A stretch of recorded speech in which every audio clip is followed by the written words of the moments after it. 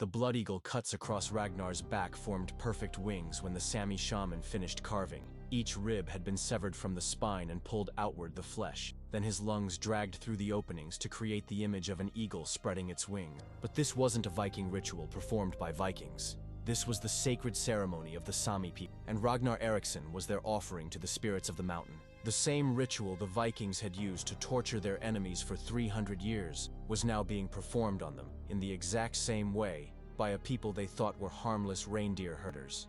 The irony would have been perfect if Ragnar had lived long enough to appreciate it. 3 days earlier, Ragnar had been the most feared Viking raider in northern Norway. He commanded 47 warriors and had burned 18 Sami camps in 2 summers. His men called him Ragnar the Mountain because he could track the Sami through terrain that would kill other Vikings. But the Sami had been watching him too.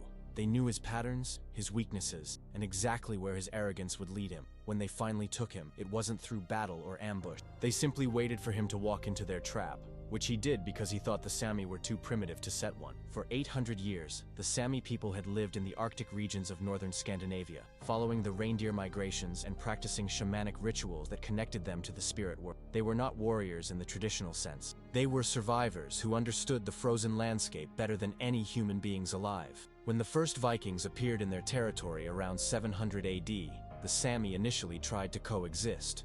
They traded reindeer meat and fur for Viking iron tools and weapons.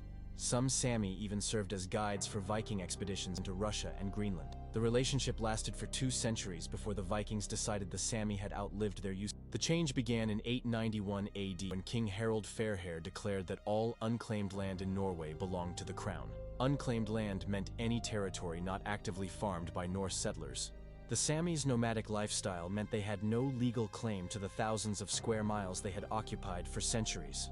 Within a decade, Viking settlers were building permanent settlements in traditional Sami territory. The reindeer migrations that had sustained Sami culture for 8 centuries were suddenly blocked by Norse farms and fortified towns. Most Vikings thought the Sami were weaklings because they rarely fought back when they would abandon their camps and disappear into the wilderness rather than stand and fight. Viking warriors interpreted this as cowardice, not understanding that the Sami were choosing their battles very carefully. A single Sami hunter could track a reindeer across 50 miles of frozen tundra without losing the trail. They could survive for weeks in temperatures that would kill a Viking in hours. They knew every cave, every wind pattern, every place where the ice was thin enough to break under the weight of a man in armor. The Vikings learned this the hard way in 934 AD when a raiding party of 63 warriors vanished completely while pursuing Sami refugees into the interior. Search parties found their camps, but never found their bodies. The only trace was a circle of 63 spears planted in the snow, each one decorated with a small piece of Viking clothing. The message was clear: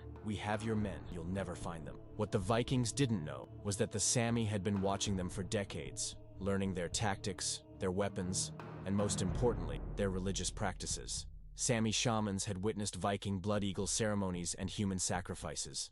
They understood that Vikings believed ritual death could send a warrior's spirit to their gods. The Sami decided to help them with that journey, but on Sami terms.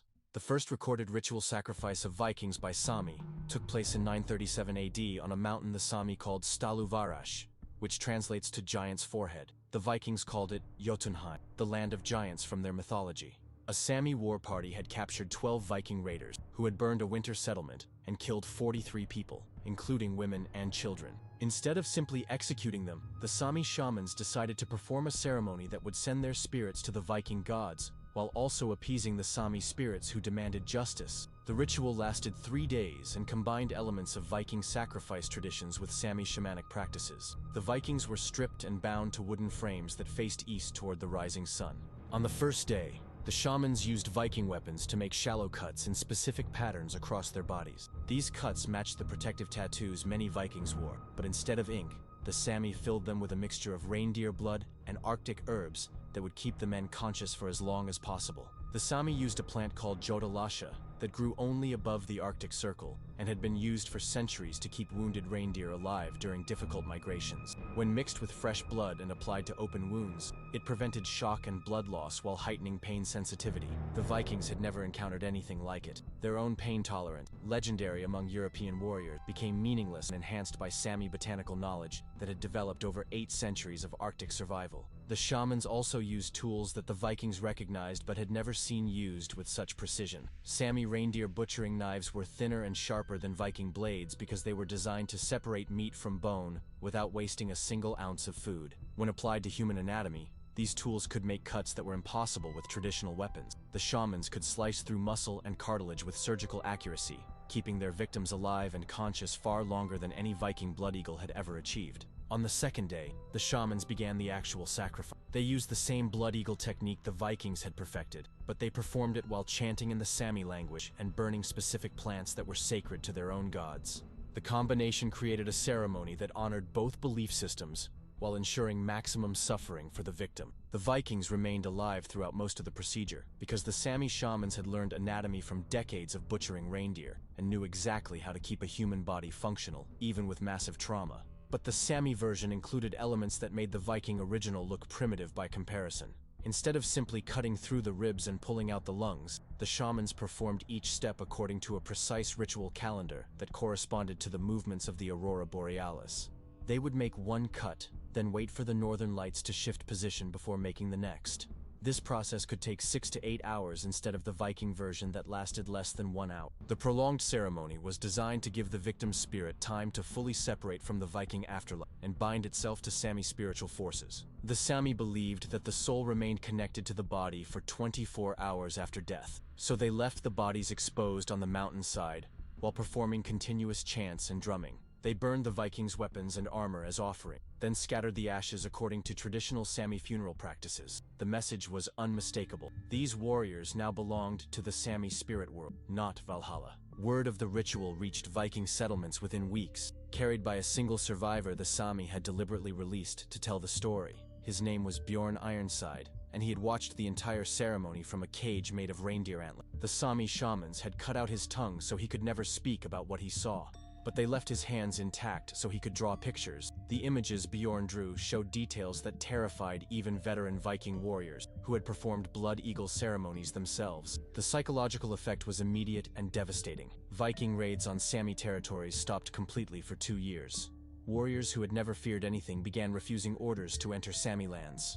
Some converted to Christianity rather than risk having their spirits claimed by shamans they couldn't understand. The Sami had turned the Vikings' own religious beliefs against them, creating a fear that went deeper than death. The terror was so complete that it affected Viking behavior hundreds of miles away from Sami territory. In Bergen and Trondheim, Viking warriors began paying Christian priests to perform protective ceremonies before any journey north. They wore Christian crosses alongside their traditional Thor's hammers, hoping that competing religious symbols would confuse Sami shamans. Some warriors refused to sleep outdoors during the aurora borealis season because they believed the northern lights were Sami spirits searching for Viking souls to capture. The most telling evidence of this psychological damage came from Viking poetry and saga literature written during this period. Traditional Viking songs celebrated death in battle as a pathway to Valhalla, but songs written after 937 AD contain references to cursed death and stolen spirits that would have been incomprehensible to earlier generations. The concept of a warrior's soul being trapped between worlds was so terrifying to Viking culture that it changed their fundamental understanding of what it meant to die with honor. These men described dreams where they were surrounded by reindeer with human eyes, or visions of aurora borealis that formed the shapes of blood eagles in the sky. Some claimed they could hear Sami drumming in their sleep,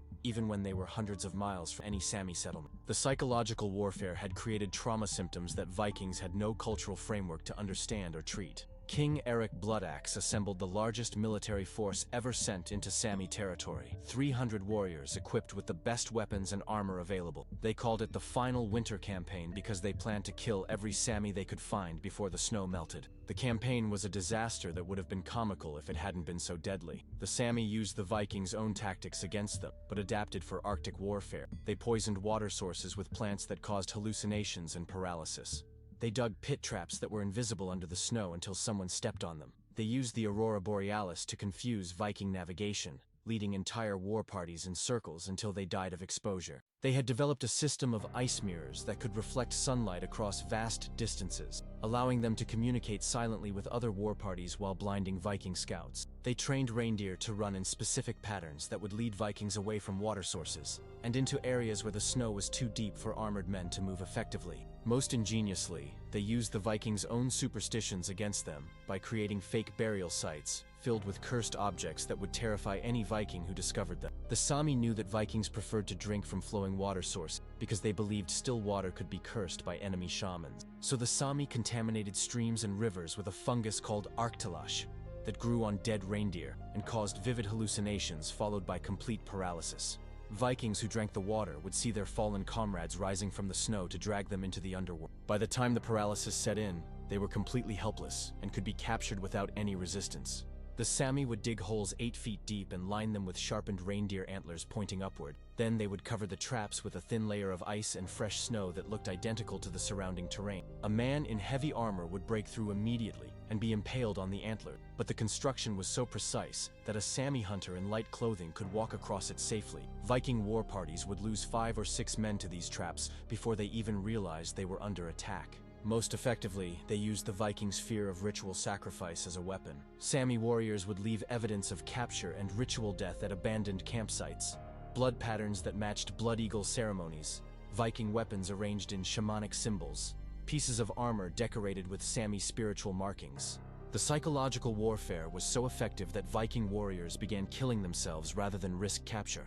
Only 63 made it back to Norwegian settlements, and most of those died from frostbite and infected wounds before spring arrived. King Eric Bloodaxe himself was found frozen to death in his tent, apparently having committed suicide rather than face capture by Sami shamans. The ritual sacrifices continued for another 40 years, but they evolved into something more sophisticated than simple revenge. The Sami shamans developed a complex ceremony that incorporated Viking weapons, armor, and religious symbols into traditional Sami spiritual practices. They created a hybrid religion that used Viking mythology to strengthen Sami cultural identity, while ensuring that dead Vikings served Sami spirits in the afterlife. Different shamanic traditions would contribute specific elements to the ritual, creating a pan-Sami religious experience that had never existed before the Viking conflict. The ceremonies lasted up to 7 days and included elaborate preparations where captured Viking weapons were ritually purified and blessed according to both Sami and Viking traditions. The shamans developed a sophisticated theology that explained how Viking spirits could be converted from enemies into protectors. They believed that the Blood Eagle ceremony, when performed correctly with the proper spiritual preparation, could strip away a Viking's connection to Odin and Thor, while binding their warrior spirit to Sami protective deity. The dead Vikings would become guardian spirits for Sami reindeer herds and hunting grounds, using their fighting skills to protect Sami families instead of destroying them. The shamans created special knives forged from meteoric iron and reindeer bone that were used exclusively for Viking sacrifices. They developed specific chants that had to be performed in exact sequence, with different verses corresponding to different phases of the Aurora Borealis.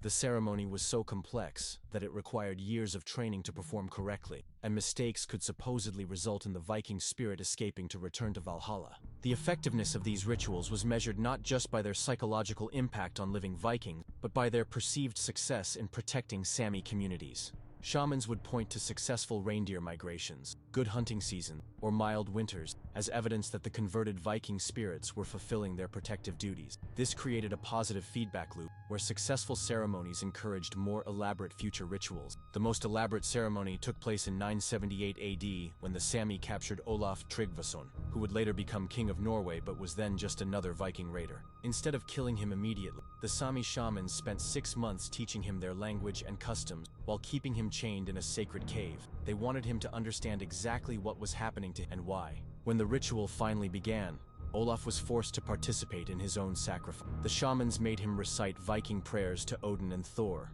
while they performed traditional Sami ceremonies over his body. They used his own sword to make the initial cuts, then completed the Blood Eagle using tools made from reindeer bone. The entire process was designed to ensure that his spirit would be trapped between Viking and Sami belief systems, unable to reach Valhalla but also unable to find peace in the Sami afterlife. The ceremony was filmed by an unprecedented collaboration between 12 different shamanic traditions, each contributing their most powerful spiritual techniques.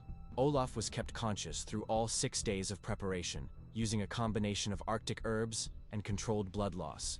The shamans wanted him to experience every moment of his spiritual transformation from Viking raider to Sami guardian spirit. The shamans had compiled a precise list through interviews with survivors and examination of raid sites. Each name triggered a specific ritual response where the shamans would invoke that person's spirit, to participate in Olaf's sacrifice. The ceremony became a form of supernatural justice, where the dead Sami could personally oversee the transformation of their killer into their protector. He helped Olaf escape during the night, and Olaf eventually made it back to Norway, where he became one of the most effective Christian missionaries in Scandinavian history. His conversion was partly motivated by genuine religious belief, but mostly by his absolute terror of Sami shamanic power. Olaf's escape created a crisis within Sami shamanic leadership that took years to resolve. The failed ceremony was seen as a sign that the traditional spiritual practices were losing their power, possibly because the Sami had become too focused on revenge rather than spiritual protection. Some shamans argued that they should abandon the ritual sacrifices and return to purely defensive magic. Others insisted that the ceremonies needed to become even more elaborate and powerful to prevent future escapes. The debate split the Sami shamanic community into different factions that developed competing ritual traditions. The northern shamans, who lived closest to Viking settlements, insisted on maintaining the most brutal and elaborate ceremony. The southern shamans, who had more contact with Christian missionaries, began incorporating Christian elements into their rituals. The eastern shamans developed a compromise approach that focused on psychological warfare rather than actual sacrifice. The ritual sacrifices finally ended in 995 AD when Christianity became the official religion of Norway. The new Christian king, Olaf Tryggvason, declared that traditional Viking religious practices were forbidden, which eliminated the spiritual basis for Sami ritual sacrifices. There was no point in performing blood eagle ceremonies on Christians, because Christians didn't believe those rituals could send their spirits to Valhalla. Christian missionaries had arrived in Sami territory in the 980s, offering protection from Viking raids in exchange for religious conversion. Many Sami leaders accepted Christianity not because they believed in it, but because it provided a diplomatic solution to the ongoing conflict with Norwegian settlers. A group of traditional Sami shamans captured 5 Viking warriors who had been raiding Christian Sami settlements. Instead of the elaborate 3-day ceremony they had performed in the past, the shamans conducted a simplified ritual that lasted only a few hours. They performed the blood eagle technique, but without the spiritual elements that had made earlier ceremonies so psychologically devastating. 3 of the shamans were executed for murder, and the others were forced to convert to Christianity and serve as missionaries to other Sami communities. The age of ritual sacrifice was officially over, replaced by a new era of uneasy coexistence between Sami and Norwegian cultures. The historical impact was profound, but largely forgotten. The Sami had proved that Vikings could be defeated by intelligent strategy, rather than superior numbers or weapon. They had turned Viking religious beliefs into a weapon more effective than any sword or axe. Most importantly, they had forced Vikings to confront the possibility that their own brutal tactics could be used against them by people they considered inferior. Modern historians rarely discuss the Sami ritual sacrifices because the evidence is limited and the subject matter is politically sensitive. The few surviving accounts were written by Christian monks who had their own agenda for depicting pre-Christian religions as barbaric. Archaeological evidence is sparse because the Sami cremated most bodies according to their traditional funeral practices. Norwegian expansion into the Arctic regions was delayed by almost 200 years because settlers were afraid of shamanic retaliation. The fear was so deep that it influenced Norwegian folklore and fairy tales, which are filled with stories about evil shamans who could steal a person's soul and send it to the land of the dead. The Sami people themselves preserved the memory through oral traditions that were passed down through generations of shamans and storytellers. These stories describe the ritual sacrifices as a necessary response to Viking aggression, but they also acknowledge the moral complexity of using an enemy's own brutal tactics against them. The Sami had won by becoming what they were fighting against, and that victory came with a spiritual cost that influenced their culture for centuries. She had learned the oral traditions from her grandmother, who claimed to have witnessed one of the final ritual sacrifices as a child. Elle spent her final years teaching the stories to her grandchildren, but the conversion to Christianity had made such knowledge dangerous to possess. When Elle died, she took with her the final direct connection to a time when the Sami people had been powerful enough to make Vikings afraid. The ritual sacrifices became just another footnote in the complex history of Scandinavian conflict, remembered mainly through archaeological fragments and the occasional mention in medieval Christian texts that condemned all pre-Christian practices as devil worship. Today, the mountain where the first ritual sacrifice took place is a popular destination for Norwegian hikers and tourists. The area is known for its spectacular views and abundant wildlife, especially reindeer herds that still follow the same migration routes their ancestors used 1,000 years. Most visitors have no idea they're walking through what was once a sacred site where captured Vikings were ritually sacrificed by shamans who understood exactly how to use an enemy's own beliefs as weapons. Local Sami herders say the animals still avoid certain spots on the mountain, especially during the aurora borealis season, when the northern lights create shadows that look like the wings of eagles spread across the snow.